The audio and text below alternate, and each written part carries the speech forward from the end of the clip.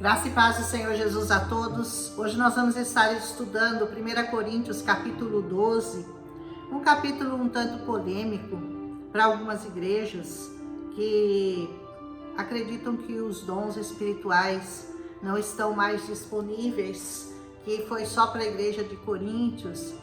Mas eu vivo numa igreja onde os dons são abundantemente distribuídos a todos que os buscam. Então, cada um com a sua fé, cada um na sua medida de fé, né? Mas eu tenho para mim que esse capítulo é muito atual e ele está disponível a todos aqueles que querem buscar dons espirituais. Amém? Ele diz assim, Paulo: irmãos, quanto aos dons espirituais, eu não quero que vocês sejam ignorantes. Ou seja, não sejam ignorantes com relação aos dons. Eles existem, eles são reais, eles são presente. A palavra dom quer dizer presente de Deus. Um dom de Deus quer dizer um presente de Deus para você. Então, se você recusa presentes ou se você não crê que Deus possa te dar presentes, eu não entendo muito bem esse pensamento. Mas enfim, né? Cada um com a sua doutrina, cada um com o seu entendimento dessa palavra. Mas eu creio muito em todos os dons espirituais. Vocês sabem que quando vocês eram pagãos, de uma forma ou de outra, vocês eram fortemente atraídos e levados para ídolos mudos. Como eu já falei, aquela igreja de Coríntios, eles eram muito ligados a imagens de escultura, imagens de deuses, né? E eles eram ligados e levados a crer nos ídolos mudos, né? Idolatria, como diz a palavra. Por isso, eu vou afirmar uma coisa para vocês. Ninguém fala pelo Espírito de Deus que Jesus é amaldiçoado. E ninguém pode dizer que Jesus é o Senhor, a não ser pelo Espírito Santo. Ou seja, se você é uma pessoa que diz que sabe que Jesus é bendito para sempre e eternamente, você só consegue acreditar nisso pelo Espírito Santo de Deus. E você só consegue dizer que Jesus é o Senhor também pelo Espírito Santo. Você só consegue confiar, você só consegue crer que Ele é o único Senhor absoluto e pleno dessa terra, se o Espírito Santo de Deus te convencer a não adorar ídolos mudos, a não ir atrás de outros deuses. Só pelo Espírito Santo é que você consegue acreditar nisso que está escrito aqui. É o que Paulo está dizendo. Agora ele vai falar dos diferentes tipos de dons. Ele diz, há diferentes tipos de dons, mas o Espírito é o mesmo. Há diferentes tipos de ministérios, mas o Senhor é o mesmo. Se você tem um dom ou se você tem um ministério na igreja, o Espírito é o mesmo. Há diferentes formas de atuação, mas é o mesmo Deus que efetua tudo em todos. Será que Deus faz isso até hoje? No meu entendimento, o que me parece muito claro por esse capítulo, com certeza, o Senhor é o mesmo. Porque a palavra diz que Deus é o mesmo ontem, o mesmo hoje e o mesmo eternamente. Então ele não muda de ideia, ele não muda de opinião, e o que ele disse, ele é fiel para cumprir. A cada um, porém, é dada a manifestação do Espírito visando o bem comum. Como assim? Pelo Espírito, a um é dada a palavra da sabedoria. Sabe que existem pessoas que têm palavras de sabedoria, e quando elas pregam essa palavra, você vê que aquela sabedoria vem do alto. Eu já falei sobre isso, e quando eu vejo minha pastora, meu pastor pregando, eu fico imaginando de onde que vem tanta sabedoria. Não vem de estudo, não vem de coisas dessa terra, é uma sabedoria que vem do alto para eles. Amém? Há outro, a palavra do conhecimento, pelo mesmo Espírito. Conhecimento seria a ciência. A ciência já é um método, né, através do qual é possível você comprovar, você entender, você descobrir coisas novas. Então a ciência ou o conhecimento estão mais ligados às coisas humanas, às coisas que você consegue adquirir através de inteligência, através de estudo, através de métodos. Há outros, a fé. Você sabia que a fé é um dom que Deus te dá? Você não tem fé simplesmente, eu tenho fé. Fé no quê? No que você não conhece? Porque a fé, diz essa palavra, vem pelo ouvir. E o ouvir, essa palavra. Tem gente que não ouve essa palavra e acha que tem fé. Tem fé em qualquer coisa, mas não nessa palavra. Porque essa palavra aqui, ela só te dá a fé se você colocar os seus ouvidos para ouvi-la. Amém? Pelo mesmo Espírito. Há outro, dons de cura. Tem pessoas que têm nas mãos o dom de curar. É um dom, sabia? É um dom, é um presente que Deus te dá, o dom da cura. Eu conheço pessoas que têm o dom da cura. Todos nós podemos acreditar que Deus pode nos dar esses dons, mas especificamente Ele dá mais a uns do que a outros. Concordam? Outros, Ele dá poder para operar milagres. O dom de milagres também é um dom que o Senhor dá. Até você crer no milagre da transformação de uma vida, isso só acontece através de um milagre. Aí você pensa que milagre é só curar um aleijado, curar um cego, curar um... Não! O dom de você conseguir não, porque ninguém consegue isso, só o Espírito Santo que consegue, mas de você pregar a palavra e essa vida ser transformada, isso não é mérito seu, não. É só o Senhor que pode fazer isso. É só o Senhor. Você pode pregar para milhares de pessoas, mas o Senhor só vai atingir, Ele só vai buscar, Ele só vai gerar naquela pessoa que Ele determinar. Então não é uma coisa tão simples. O novo nascimento é o maior milagre que Deus faz. Uma pessoa que nasce de novo, que passa, de repente ela acredita em ídolos mudos e etc, de repente ela crê no Senhor Jesus como único, suficiente Salvador, isso é um milagre. Isso não é uma coisa simples que acontece e você acha, a pessoa virou crente. Não é tão simples assim. O Espírito precisa estar trabalhando junto com aquele que está pregando, porque você é só um semeador, você só semeia, mas quem dá o crescimento é o Senhor. Amém? E ele diz assim, a outros a profecia. Você conhece alguns profetas? Eu conheço profetas e eu sei que quando eu ouço alguma coisa da boca deles, eu sei que aquilo vai acontecer. Eu recebo aquilo, porque eu conheço pessoas que têm o dom da profecia. E é um dom maravilhoso, mas ao mesmo tempo perigoso, porque muitas pessoas às vezes pensam ter o dom da profecia, mas falam pela carne. Então, reconheça os profetas. E como que você reconhece os profetas? Porque aquilo que eles fizeram e falaram realmente se cumpriu. Porque se aquilo que ele falou não se cumpriu, não tenha dúvida, não foi o Senhor que falou. Amém? Há outros, a variedade de línguas. A minha igreja é uma igreja que acredita muito no dom da variedade de línguas. Muitas pessoas na minha igreja, quase a maioria, oram em línguas. E algumas ainda têm o dom de interpretação de línguas. Então, o dom de línguas e o dom de interpretação de línguas está disponível. Está disponível, é só buscar e você vai receber pelo Espírito Santo.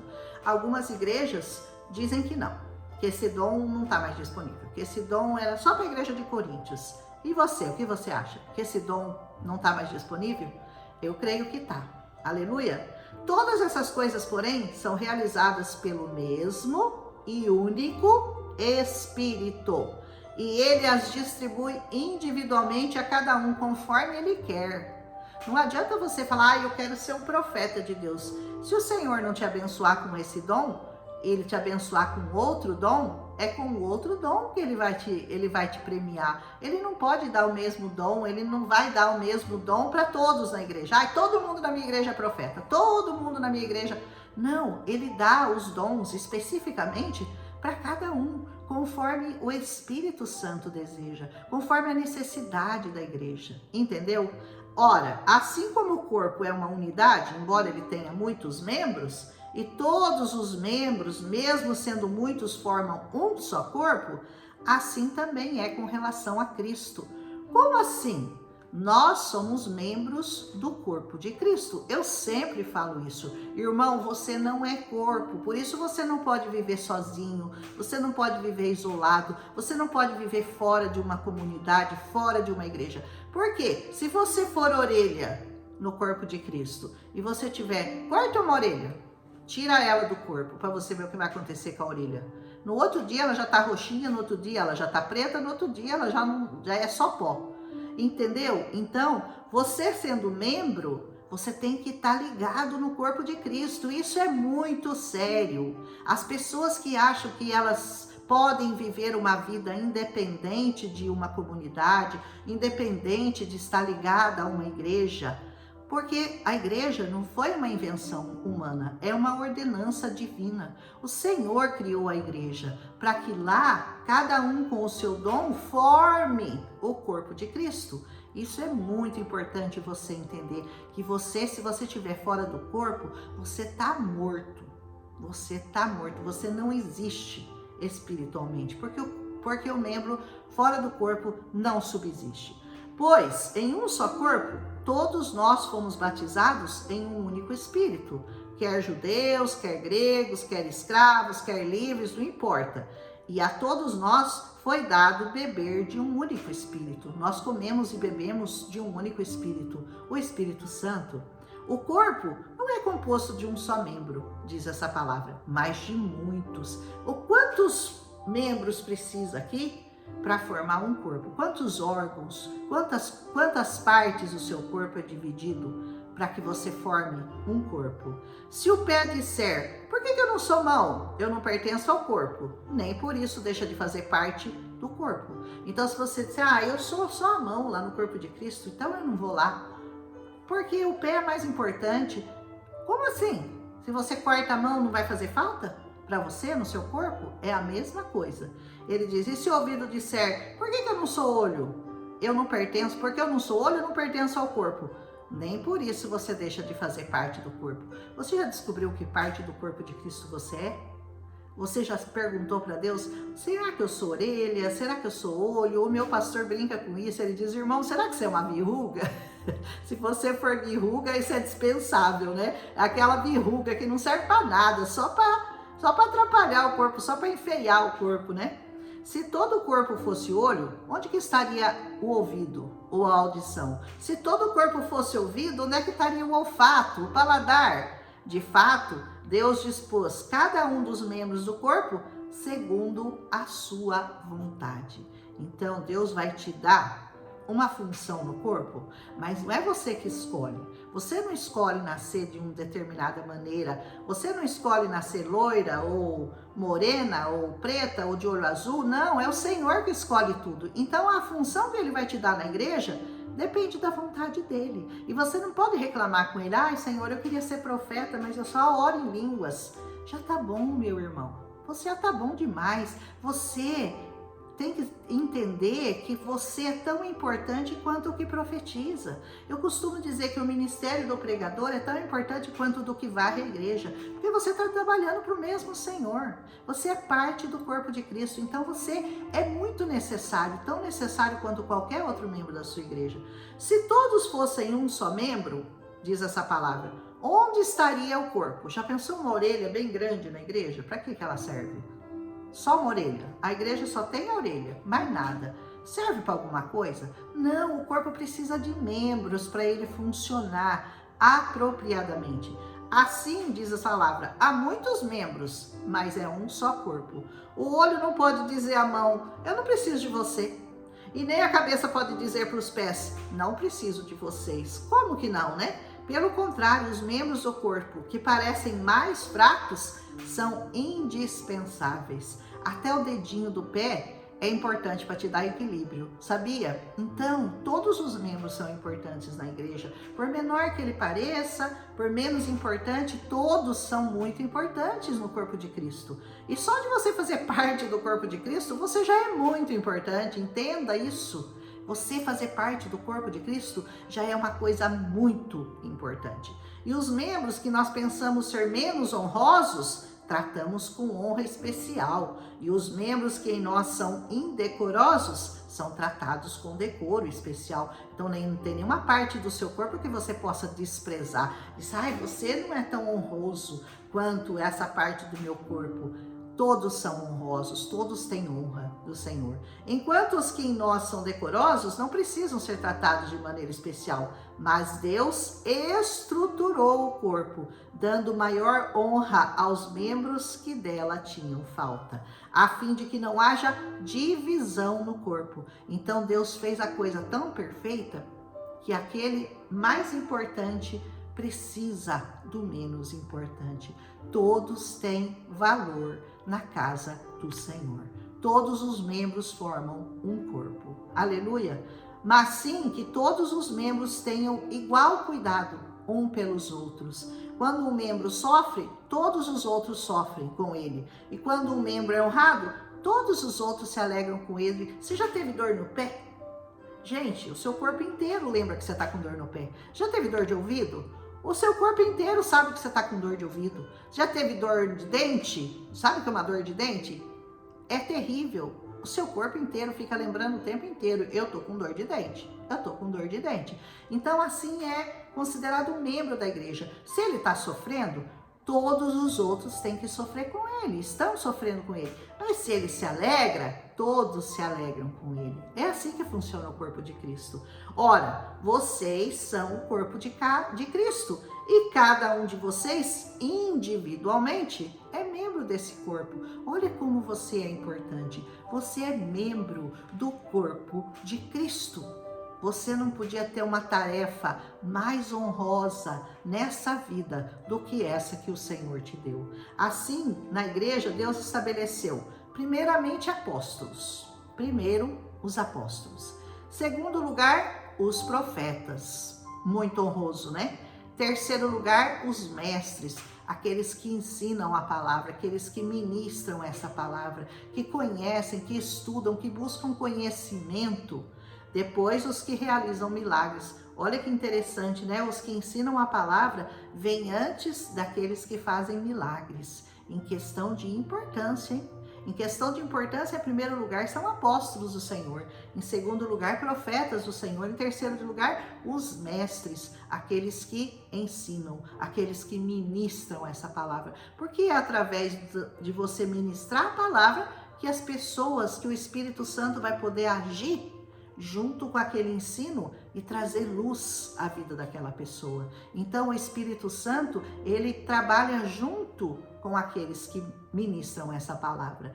Os que realizam milagres vêm depois, né? E aqueles que têm dom de curar, as pessoas que têm dom de cura, os que têm dom de prestar ajuda. Sabia que tem gente que tem dom de prestar ajuda ao próximo? Eu conheço uma irmã que eu falo: meu Deus, você arrumou um pobre mais pobre do que aquele outro pobre. Ela fala: arrumei, irmã mais pobre do que o pobre. Então ela vive arrecadando colchão, e não só no sentido material, mas no sentido espiritual. Tem gente que é muito pobre espiritualmente, que precisa de mais ajuda, de mais empenho do que outros que crescem rapidamente na igreja do Senhor. Você entende como é que funciona? Então, aqueles que têm esse dom, né, de ter paciência com os que não crescem, com aqueles que vão passinho por passinho, que ainda estão engatinhando na fé, e tem aquele irmão que tem essa paciência de prestar ajuda, não só material, mas espiritual. Os que têm dons de administração,